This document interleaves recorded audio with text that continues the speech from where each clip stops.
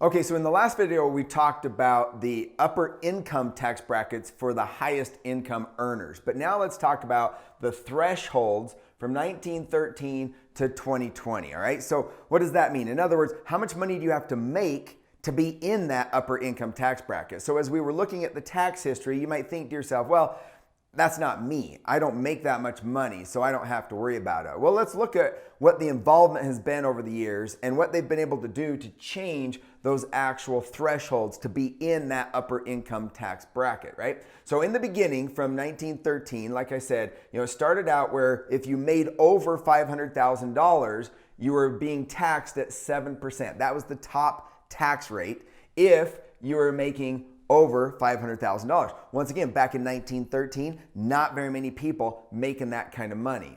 Now, you can see that they raised that. Instead of making over 500,000, eventually, if you made over 2 million or a million, all right, then you were in that upper income tax bracket. But look at what they did to those tax brackets. They went from 7% to over 70% for people making in that 2 million to a million range. But once again, not very many people making that kind of money in that time frame, right?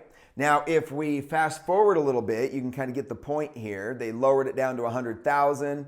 And then if we look at the times that I was looking at in that last video, if you look at 1941, okay? In 1941, you were being taxed at 81% if you made over $5 million. Okay, like once again, not very many people making over $5 million. But then, like we looked at in the last lesson, they raised that to 88% if you made over 200,000. And then that threshold stayed for a while. And of course, the taxes stayed pretty high at that 80 to 90% range, right? Now, if we scroll down a little bit more, we can see that down in the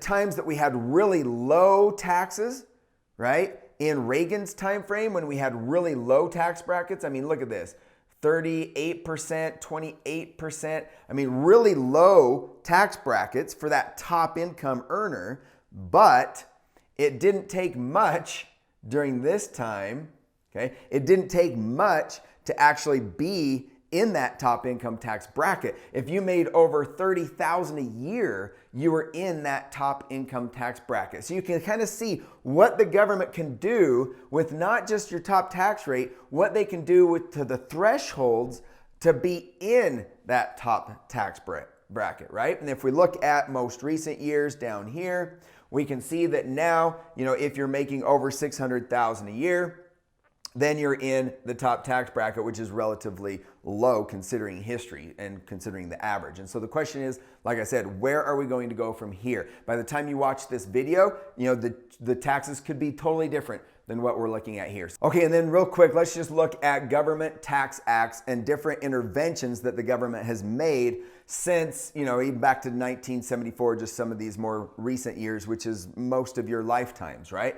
Now, I don't know what most of these are, so I'm not going to dive into details of these, but I just want to point out that different acts that have happened, the different tax changes that have happened that have affected people's money and how often it happens. In fact, if we scroll down, all the way down here into the 2020, we can see some of the most recent tax acts. In fact, I was just on a training yesterday with one of the top tax experts in the country, and he was talking about some of the new changes that are happening now in our environment and our current economic situation. And it's amazing how much the government involvement can change our lives and our situation, and most importantly, our money. So as we dive into this module and as we learn about how to minimize these taxes, it's important to understand the government's involvement in your money and in your situation.